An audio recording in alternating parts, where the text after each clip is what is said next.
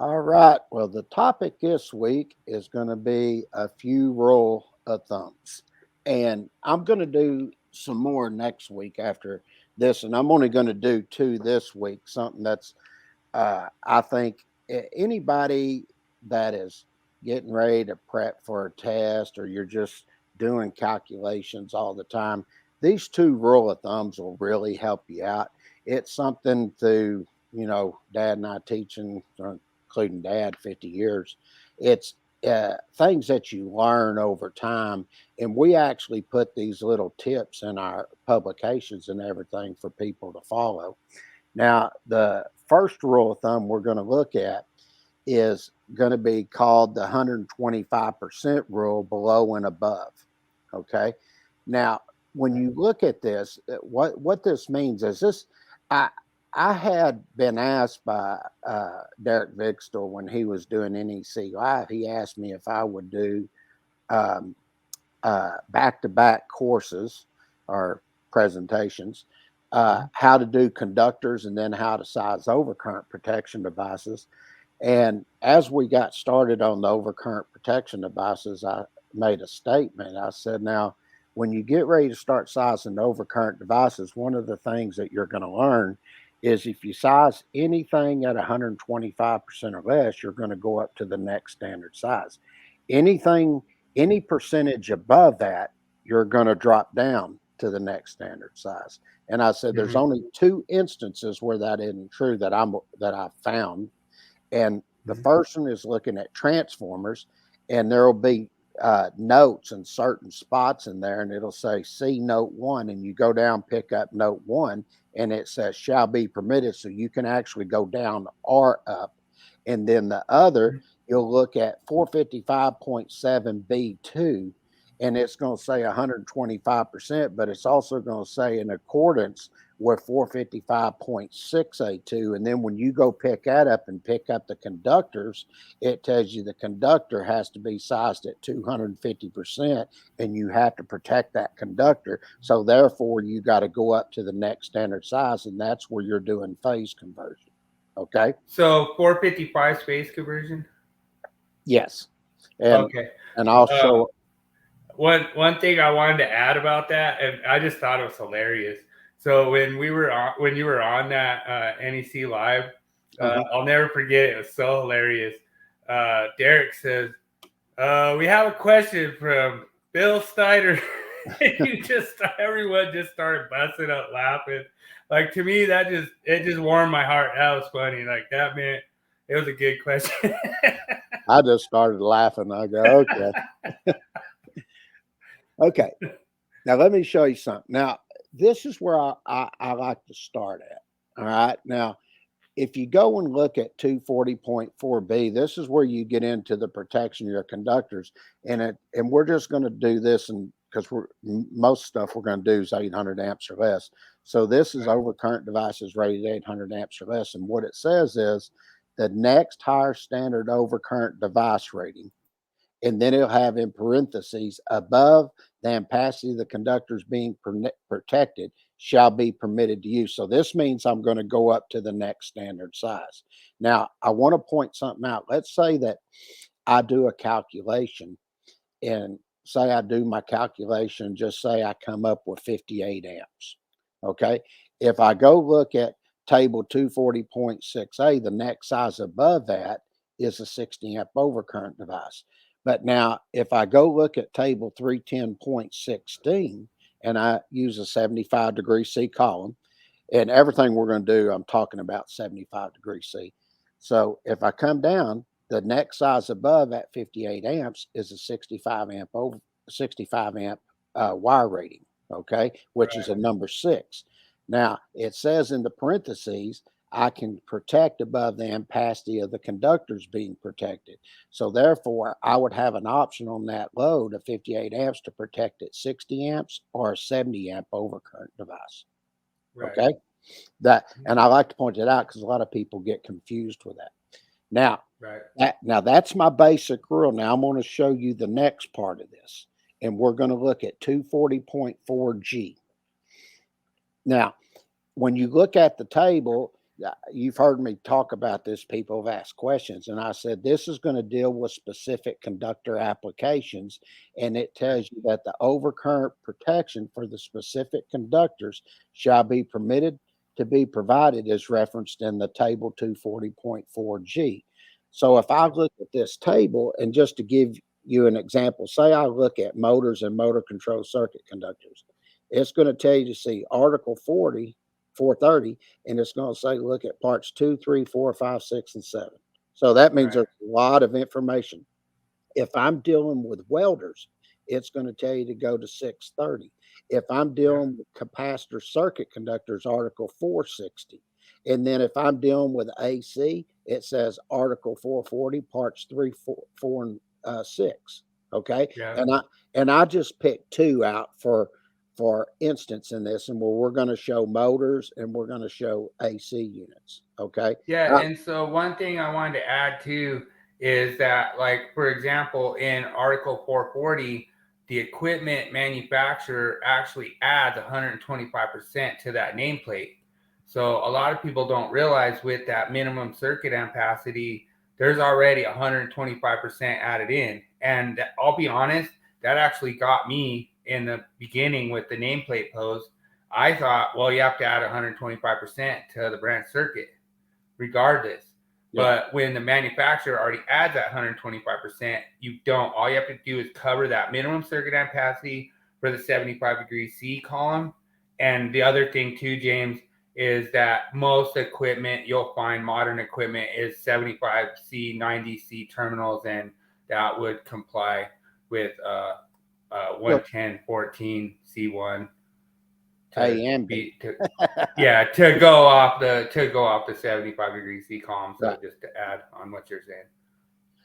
Okay. Now, when we look at this, let's look at motors. Okay. And when you look at it, you're going to look at 430.52C1, and it says in accordance with table 430.52C1. And this is what it says: a protected device that has a rating or setting not exceeding the value calculated that's given in the table. Okay. And then it tells you unless otherwise permitted in C1A or C1B. And we'll look at that here in just a second. So basically, they're telling you here, once I go look at that table, these are going to be percentages over 125%. So I'll just make a problem up here since we're going to go through all this. So let's say that I have a 50 horsepower motor, 460 volt, 3-phase, design B, and I'm going to size an inverse time circuit breaker for a squirrel cage motor. All right. Now, based on 240.4G, it already told me to go look in Article 430 because these are going to be specific conductor applications. And 430.6A1 tells me I have to use the tables 430.247 through 250 and use that amperage value that's given there when I'm sizing my conductors and my overcurrent device. In this case, we're doing the overcurrent device. So if I go to table 430.250 and I pick up a 460 volt motor come down at 50 horsepower, it's going to tell you it's good for 65 amps. Now, right. When I go look at table 430.52C1 and I pick up a squirrel cage motor and I'm sizing for an inverse time circuit breaker, which is going to be the last column, be the fourth column or fifth column if you count that, come down, it's going to tell you take it at 250%. So if I take that 65 amps at 250%, that's going to give me 162.5 amps. And then if I look at table 240.6A, the next size below that's 150 amps. That is a starting point. Now, in our publications, we tell you that is the minimum. Okay, you can go below that if it'll start, but what we're telling you, this is a starting point by code that's telling you it can exceed the values given, so you're going to drop down.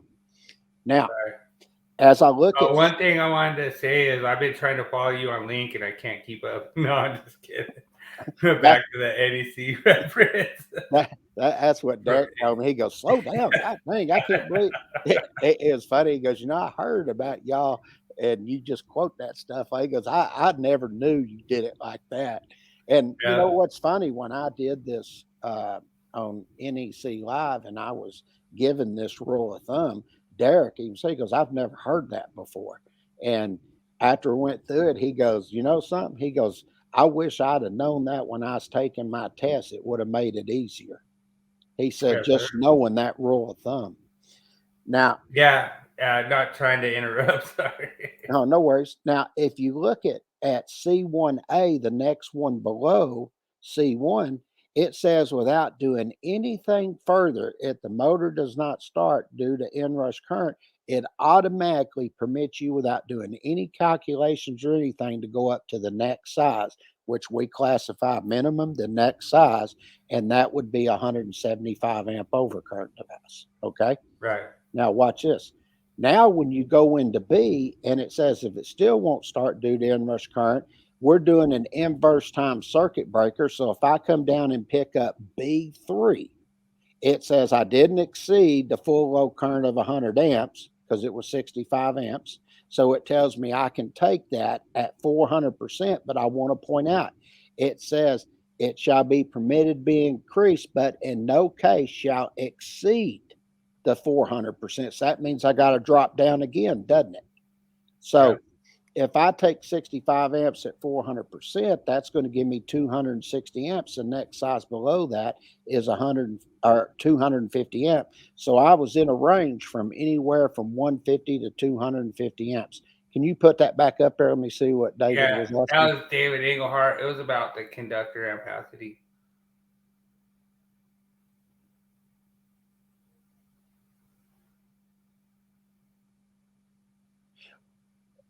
Does not include vertical load, shall not exceed the conductor ampacity.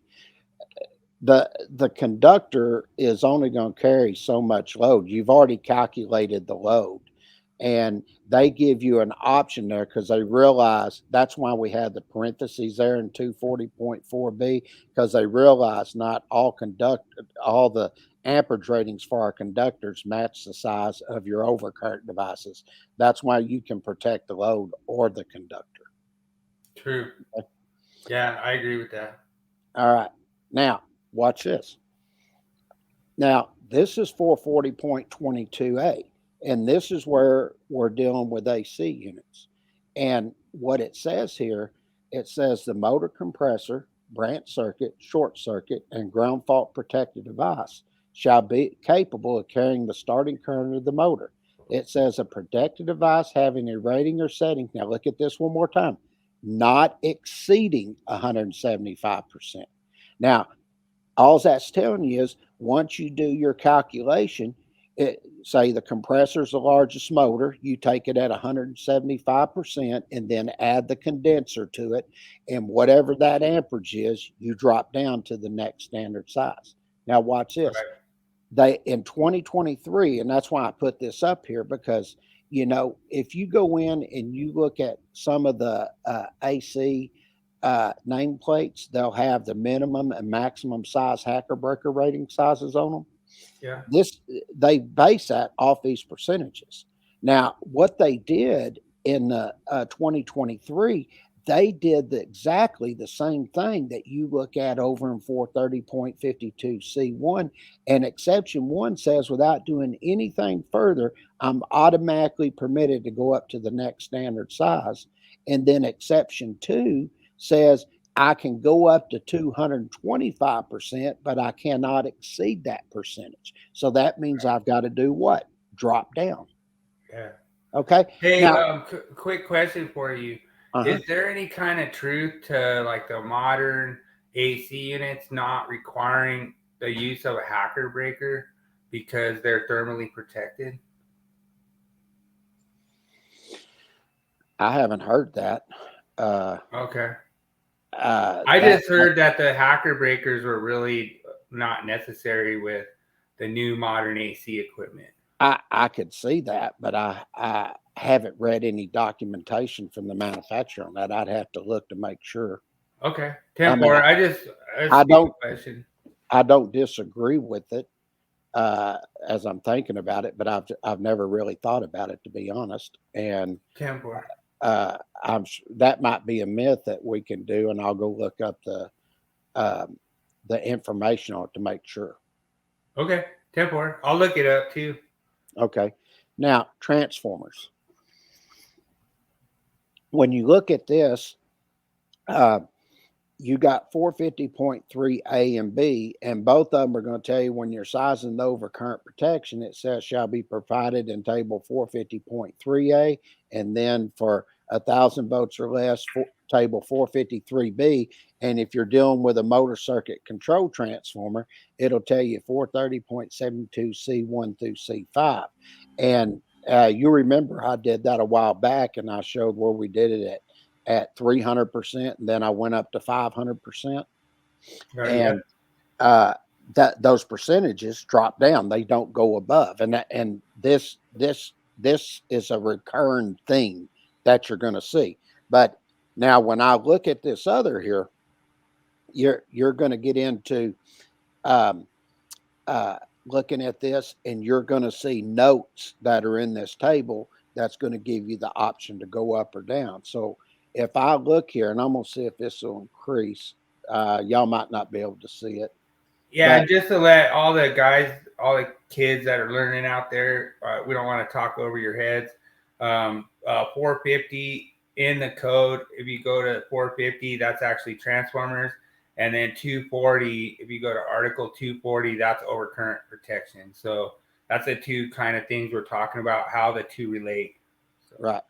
Go ahead, James. Sorry. I don't know if it's increasing for y'all, but I tried to increase it. I don't know if it did on their side. But when you look at this table, you're going to see in there, it's going to have it used to say below it, note 1. Now they just put a superscript up above it that has a 1 up at the top for 600%, 300%, 400%, all these different percentages. And when you go look that up, it says where the required fuse rating or circuit breaker setting does not correspond to a standard rating or setting, it says a higher rating or setting that does not exceed the following. Now listen to this. It says shall be permitted. Okay. So when it says shall be, that means you have options here. So they're telling you can go up or go down in this case per the table. Right. Okay. And then when you go look at the next one, which is table 453B, you get the same thing here. It says where I'm looking at the percentages here, you're going to see they have a note 1 here. Okay. Now, what it says here, we're 125% of this current. Now, that's the only place it's there. And it's telling you, it says shall be permitted. You're going to go up to the next standard size in this case. But if you look at all the other percentages here, they have a note 3 there, and that note 3 has nothing to do with like note 1 that's giving you the option to go up or down. Okay. Yeah, and I thought you had a really good point on this when we covered this before, James, where, sometimes if you're sitting there looking at the difference between like a 150 amp overcurrent device versus a 200 amp overcurrent device, you're going to significantly decrease the price by going down to that 150 amp overcurrent device. So that's a good option for cost to save your company money and save your customer money, and they'll thank you in the end. So that was a good take that I took from you last time we covered this. Sure.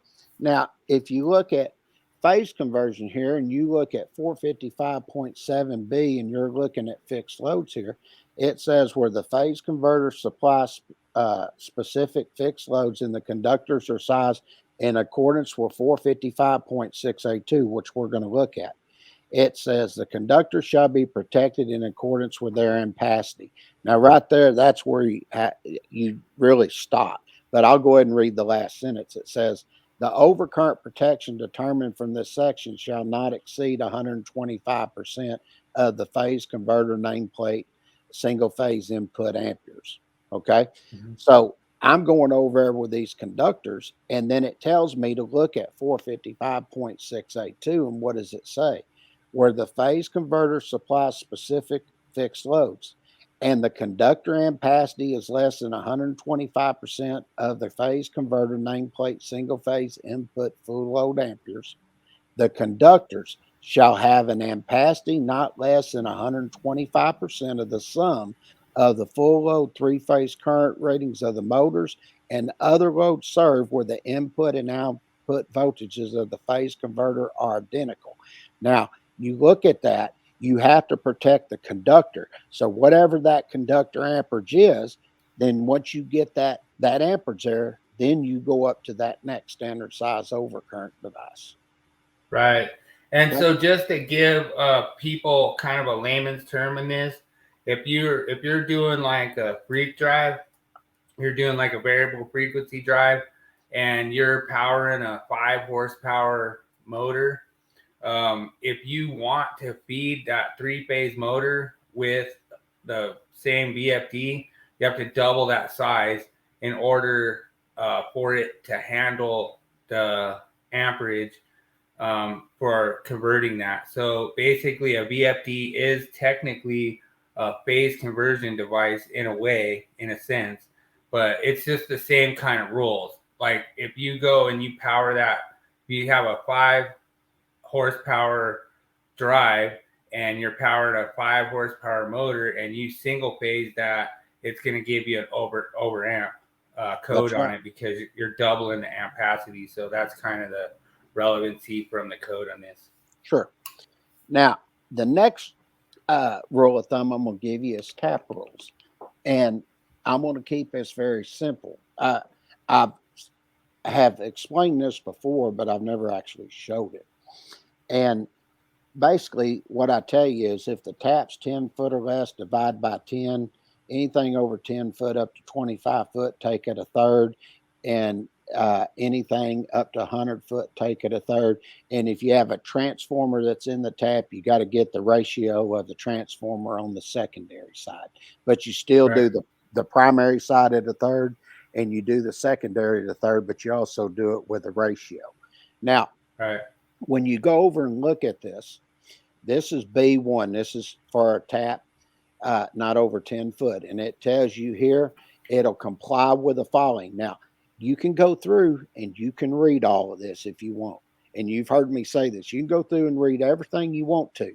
But when you get right down to it and you come this next part, it tells you right here in 4, it says for field installations, if the tap conductors leave the enclosure or vault in which the tap is made, the ampacity of the tap conductors is not less than 1/10 of the rating of the overcurrent device. So if I had, say, a 600 amp overcurrent protection device upstream, I divide it by 10, that gives me 60 amps. That tells me the tap cannot be less than 60 amps. Yep. Okay. Now, when I come over here to the next one, here's taps that are over 25 foot long. And what does it say in 2.1 there? It says 1/3 of your primary overcurrent. That's right. Device. So you take it at a third. So if I had it, just keep it the same. Say it's upstream, it's 600 amp, take it at a third. That gives you 200 amps. So that tap cannot be smaller than 200 amps. Yeah, and we ran into this before. I don't know if you've ever checked, like I don't know if you just like ever look outside your window and just see like a whole bunch of hills and a whole bunch of people that just died on those hills outside your window. But it's people just they just do not like this. They don't like taps. They think you're not doing it right. You know, it's constantly. We've seen it before where there was a 20 amp receptacle that was tapped off of a 200 amp main. As long as it's less than 10 foot, you're good to go. That's right. So people don't like that. And then you kind of run into a little bit of a quandary where it comes to trying to tap that number 12 onto a 200 amp bus. What are you going to do? You're just going to actually double lug it underneath the lug terminal, and that's a code violation. So you have to be really careful with these when you're doing them, and you have to make sure that you're doing them like the way the manufacturer allows it. One way you could do it, which I've seen before, is where you have like a clear tap and you have terminals that are rated for that. You have one terminal that's rated for, say, a 3/0, and then you have one terminal that's rated for a number 12. and then you just do a pass through on that lug and then hit the bus. That's one way of doing it. But people look at that and they're like, "Oh, this guy doesn't know what he's doing." Mm-hmm. So it's a really major hill that I think we're going to have to kind of overcome. But it's something that just to let people know that it is legal per code to take a number 12 off a 200 amp overcurrent device as long as you fuse the number 12 and you fuse it on the load side of your tap conductor. Mm-hmm. That's why the tap rule conductors are there. So you know exactly how to size them. And if you look at this, and this is where you have a transformer, that's where it's not over 25 foot long. And if you look at 3.1, the first thing it says for the primary, not less than a third. And then if I go and look at the PRIN 2, it says the conductor supplied by the secondary of the transformer shall have an ampacity not less than the value of the primary to secondary voltage ratio multiplied once again by what? A third. So far, everything I'm telling you is true. If the tap's 10 foot or less, divide by 10. Everything else you take at a third, except when you have a transformer, and on the secondary side, you got to have the primary to secondary voltage ratio. Templar. And another thing too, just to kind of bring context into this, we had a situation where somebody was talking about coming off a 1500 amp bus, and they want to come up with a 60 amp disconnect. And they were like, "Oh, well, I have to size the conductors at 1500 amps, and there's no way." And it's like, nope. You go to that third, and I think we figured out it was like it was either 1/0 or number 1. I don't remember exactly, but you would need like 1/0 to go from that 1500 amp rated bus to your 60 amp fuse disconnect, and then you can go to that device with like number 8. But your primary side would have to be sized off this 1/3.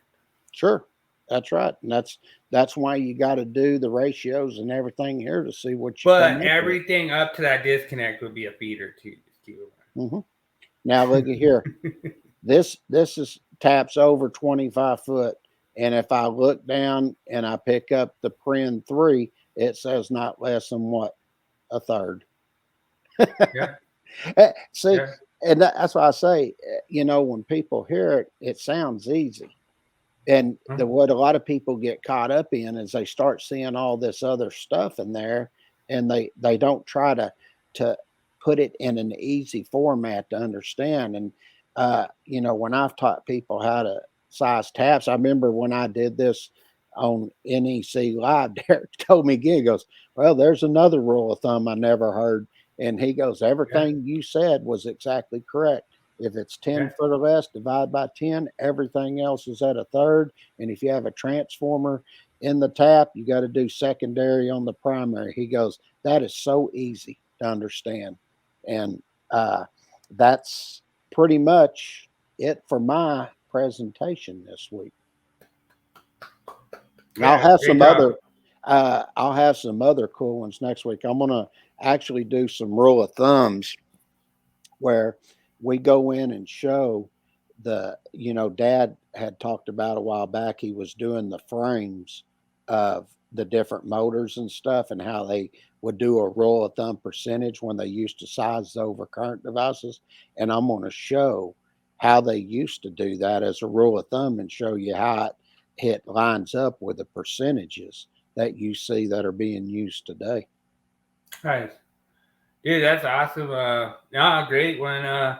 And like I say, I think we could put together possibly maybe a good rule of thumb, bad rule of thumb. You know what I mean? Like, because that's where the myths come from.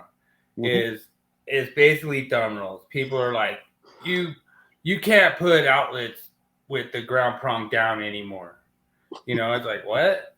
Like, yeah, you have to put them all upside down. And so we had this funny one. It was crazy. So we did this medical facility, and my boss asked me, "Hey, what do you think we should do?" And I was like, "Well, I'd put them normal. I just put them all normal. Like, that's what I do."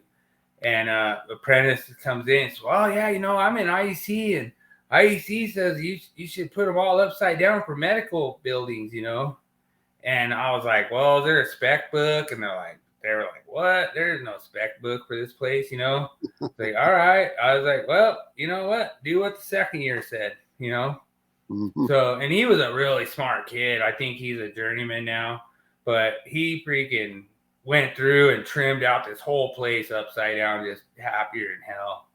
And I'll never forget this, man. We come in for the meeting. I'm all proud of everything. Yeah, it's looking great. We're ready to turn it over to owners. And all of a sudden, he just walks in. This doctor, he just got off the plane or whatever. And he just walks in. And I mean, he is just pissed. And I'm like, oh, man. I was like, we must have had paint on the receptacle, or our screws might not have been aligned straight or something. And he's like, what kind of idiot puts these things in upside down? And I was like, well, it's in the IEC curriculum that they want them done like that on medical buildings and da-da-da, And he's like, you know what? He's like, you show me that book showing that. And I was like, all right. So I had my second year apprentice bring in his IEC book, and it shows the receptacle upside down and says this is the correct way to install them. And he's like, all right, well, I guess I got to sign a change order. And then he paid us to go back through and change all his receptacles back to right side up. And from now on, after that, I just go, how do you want them? You're the owner. You're the owner of the property. You're the owner of the premises. How do you want them? And that's another one. Some apprenticeships teaching something that isn't code. They're teaching an opinion. And that you shouldn't be doing. It reminded me a long time ago. We were actually at IAC, and I think that girl's name's Melinda. I think she's passed away now, but she come in telling us our publications had all these mistakes and everything. We had like a room, people come in, questions on your publications, blah, blah, blah. And I said, where are the mistakes? I said, so we can correct them. She goes, well, I don't know where they are. There's so many of them. I said, wait a minute. I said, we're here specifically to answer questions for anything that might be wrong. And I said, you're telling me we have all these mistakes, but you can't show me where they are. And she goes, well, I just don't remember. I said, but yet you show up here with 5 or 6 people. You're coming in here giving us a hard time. Tell us. I said, but yet, I said, you won't show us. I said, what I think the problem is, I said, you're saying something's wrong. I said, you won't show me. I said, because you're afraid that if I show you where you're not right, then it'll make you look foolish. And she goes, I can't believe you talked to me that way. And I said, well, I can't believe you come in here and made accusations and you have nothing to back it up. And I said, you expect me just to sit here and take it from you? I said, it doesn't work that way. I said, I defend my product, like, and that's really hard too. We run into that a lot. A lot of the top foremen at different companies are like, oh yeah, Bill made a ton of mistakes over here. And then I'm like, oh, okay, really? What are they? You know what I mean? Like, oh yeah, I'm trying to learn from them. Mm-hmm. Because if I made a ton of mistakes, I need to know what they are. Yeah. And then they're like, well, it was like talking to the customer about that, and you're like, okay. Well, guess what? I'm going to get in trouble for that a lot because I want the customer to be happy when we install their product, and I want to make sure that when we walk away, there's no issues, Sure. When you just have to go through and do what we call, so I don't know if you know this, James, but I did a episode on the Willie Jackerson experiment on the Titan submersible. And basically the Titan submersible was MacGyver. Mm-hmm. And the whole thing is, that's fine. If I think you could go through and MacGyver whatever you want, but you're going to have to put it through the same standards and testing like all the rest of like the electrical equipment we have, same kind of stuff. I don't think I really would have been really stoked about having carbon fiber fused to titanium with glue and being a reliable pressure chamber that in that situation.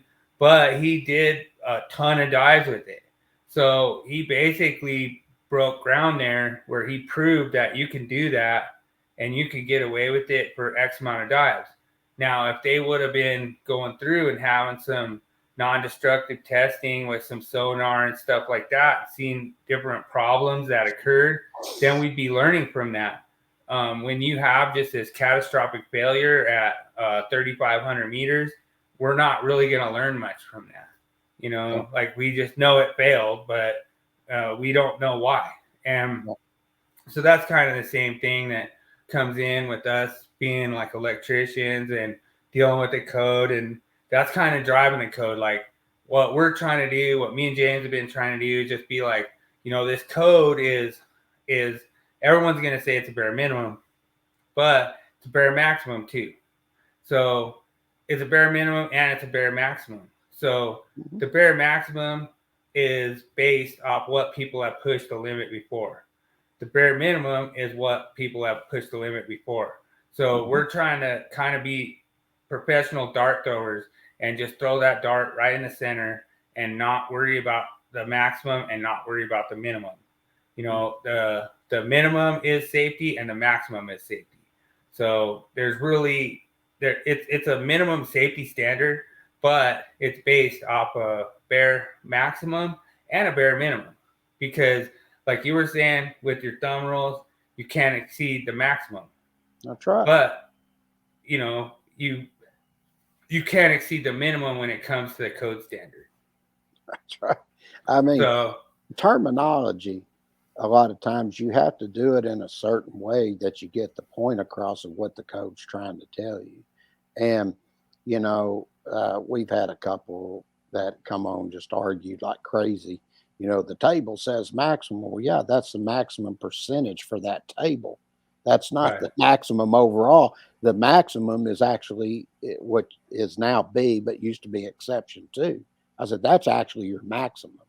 And they never argue that. And I said, what are you trying to say? I have 2 maximums. I said, you can't say that.